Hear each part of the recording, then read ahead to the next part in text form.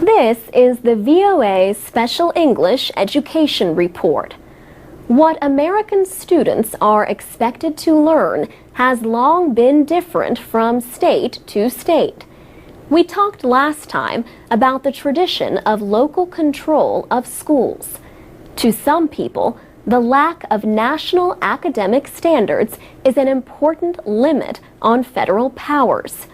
But others say all it does is limit American competitiveness in a world that is becoming more educated.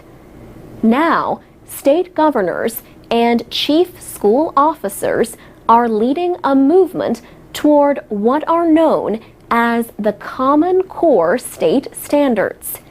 These list content in math and English language arts that students are expected to learn each year from kindergarten to high school.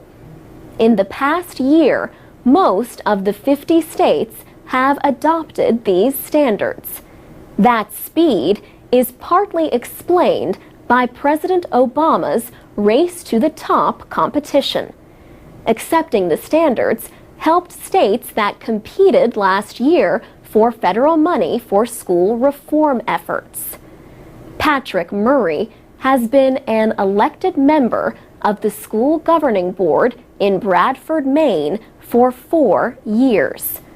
The public school system is small, just 1,200 students from 5 towns.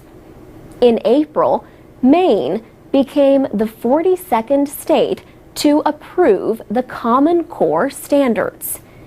Mr. Murray says he does not trust supporters of these standards. They say this is a state-led effort, but he thinks the goal is national control of education. He says many states have adopted the Common Core standards only because they were offered federal money. My opinion is when you have federal mandates and federal money involved, it's no longer state-led. Mr. Murray says national academic standards would violate the United States Constitution. He believes the federal government should have no role in education. None. Patience Blythe disagrees. Ms. Blythe has taught for 5 years. She recently moved to Philadelphia, Pennsylvania.